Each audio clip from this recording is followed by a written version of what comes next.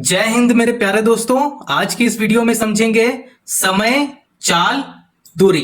ठीक है, तो हमारा प्रश्न होने वाला है टाइम, स्पीड एंड डिस्टेंस। ठीक है, तो प्रश्न को सॉल्व करने से पहले इसके बारे में कुछ इंपॉर्टेंट फॉर्मूला को समझेंगे। ठीक है, अगर आप बेसिक से समझना चाह रहे हो तो आप इस वीडियो को पूरा देखो, तभी समझ में आएगा। तो चलिए पहले हम लोग यहाँ पे फॉर्मूला को समझेंगे। तो ये देखिए, ये हो गया समय। तो यहाँ पे समय लिखेंगे।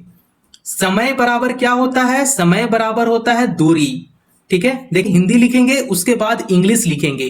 तो दूरी बट्टे में क्या होता है? चाल होता है, या चाहे आप गति भी लिख सकते हो। तो यहां पे मैं लिख लेता हूं चाल।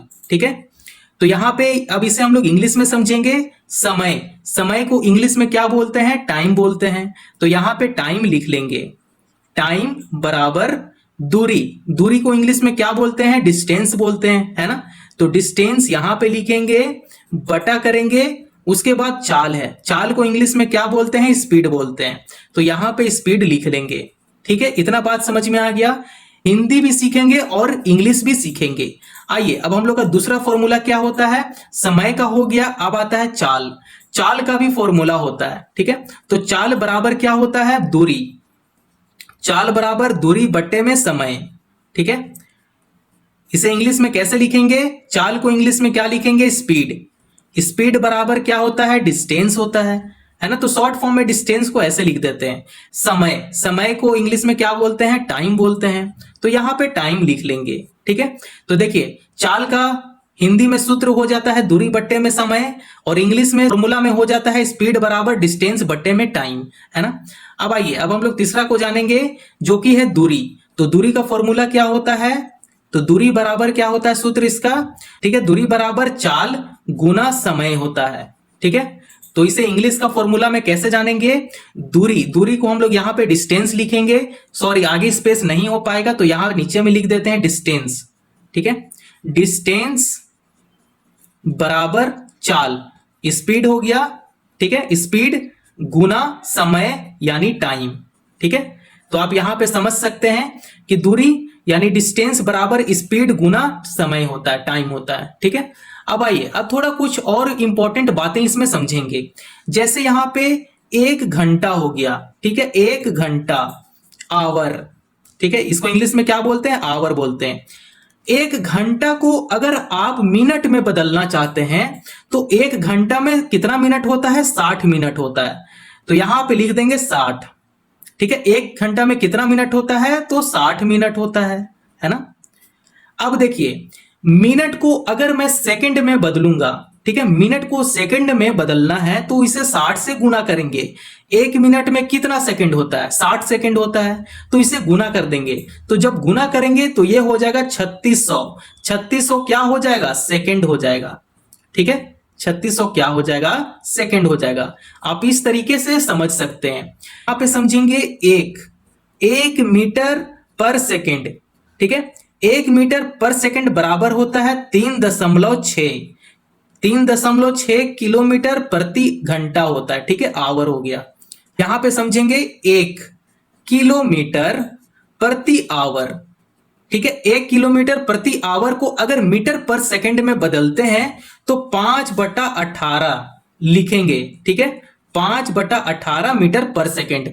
आप इसको याद कर लो। जब भी हम लोग ट्रेन का प्रश्न को सॉल्व करते हैं तो किलोमीटर को मीटर पर सेकंड में बदलना पड़ता है, तो 5/18 करेंगे। तो आप इस तरीके से इंपॉर्टेंट यहां पे बातें को समझ सकते हो। पहला प्रश्न को सॉल्व करेंगे जिससे आपको आइडिया मिल जाएगा। तो प्रश्न में क्या है? एक व्यक्ति, जैसे आप खुद को भी यहां पे समझ सकते हो, अगर आप 5 किलोमीटर प्रति आवर की गति से, ठीक है, गति से आप चलते हैं तो 10 किलोमीटर तय करने में कितना समय लग जाएगा, है ना। अगर आप 5 किलोमीटर प्रति आवर, ये बहुत ही ज्यादा स्लो होता है। अगर आप नॉर्मल स्पीड से चलते हैं 10 किलोमीटर आप कितने समय में कवर कर लोगे, है ना। तो ये प्रश्न को हम लोग यहां पे समझेंगे। जो भी वैल्यू दिया गया है उससे पहले हम लोग यहां पे लिख लेंगे। तो हमारे पास गति दिया गया है और डिस्टेंस दिया गया है किलोमीटर तय करने में। तो डिस्टेंस है और गति है ना, दूरी और गति दिया गया है। तो दूरी को यहां पे लिख लेंगे। दूरी कितना है? दूरी दिया गया है 10 किलोमीटर, यहां पे 10 लिख लेंगे। गति भी दिया गया है, गति बराबर 5 लिखेंगे। ठीक है, अब आपको क्या निकालना है? आपको समय निकालना है, समय पूछ रहा है तो समय निकालना है आपको। ठीक है, तो यहां पे समय का फॉर्मूला लगाएंगे। समय बराबर क्या होता है? दूरी बट्टे में गति होता है, या चाहे चाल लिख लो। ठीक है, तो दूरी बट्टे में चाल या चाहे दूरी बट्टे में गति।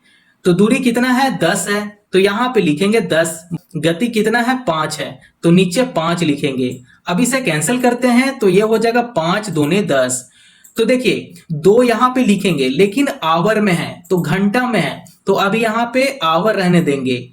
अब आवर को क्या करना है? इसे मिनट में बदलना है, तो यहां पे लिखेंगे 2 आवर बराबर 2 घंटा को अगर मिनट में बदलते हैं तो 60 से गुना करेंगे। ठीक है, तो 2 गुना 60 करेंगे तब ये हो जाएगा 120 मिनट हो जाएगा। ठीक है, आप इस तरीके से बहुत ही सरल तरीके से आप प्रश्न नंबर 1 को सॉल्व कर सकते हो। ठीक है, इतनी बात समझ में आ गया। आवर को किस में बदले? मिनट में बदले। हम लोग 60 से गुना किए तब जाकर मिनट में बदला। ठीक है, तो आप इस तरीके से समझें। आइए अब हम लोग प्रश्न नंबर 2 को सॉल्व करेंगे, उससे अच्छा से आपको आइडिया मिल जाएगा। अब हम लोग प्रश्न नंबर 2 को सॉल्व करेंगे। प्रश्न में क्या है? 500 मीटर लंबी ट्रेन प्लेटफॉर्म पर खड़ी एक बच्ची को 10 सेकंड में पार कर देती है, तो ट्रेन की गति क्या है? आपसे ट्रेन का गति पूछ रहा है। ठीक है, तो गति का फॉर्मूला हम लोग जानते हैं, है ना, तो गति आराम से निकाल लेंगे। तो आपके पास जो भी पहले इस क्वेश्चन में दिया गया है उससे हम लोग यहां पे लिख लेंगे। 500 मीटर आपके पास डिस्टेंस दिया गया है। ठीक है, बच्ची को 10 सेकंड में, देखो यहां पे टाइम भी दिया गया है, तो जो भी दिया गया है उसे हम लोग यहां पे लिख लेंगे। ठीक है, तो दूरी है, दूरी कितना है? 500 मीटर है, तो यहां पे 500 लिख लेंगे। फिर समय कितना है? 10 सेकंड का है, तो यहां पे 10 लिख लेंगे। हम लोग गति निकालेंगे, तो गति का फॉर्मूला क्या होता है? गति बराबर दूरी बट्टा में समय होता है। ठीक है, तो यहां पे दूरी क्या है? 500 मीटर है, तो 500 लिखेंगे, बट्टा करेंगे समय कितना का है? 10 का है, तो यहां पे 10 लिखेंगे। अब इसे कैंसिल करते हैं तो ये हो गया 50। तो ये जो 50 है वो मीटर पर सेकंड में है। ठीक है, 50 क्या है? मीटर पर सेकंड में। इसे किलोमीटर प्रति घंटा में बदलेंगे, तो जब भी हम लोग मीटर को किलोमीटर प्रति घंटा में बदलते हैं तो 5/18 करते हैं, है ना। तो यहां पे लिखेंगे 50 गुना किलोमीटर प्रति घंटा में बदल रहे हैं, तो 18/5 कर लेंगे ताकि ये आराम से कैंसिल हो जाए। ठीक है, तो ये हो जाएगा 5 एकम 5 और ये हो जाएगा, ये 10 बार में कैंसिल हो जाएगा, 5 दहें 50। तो आपके पास आया है 10 गुना 18।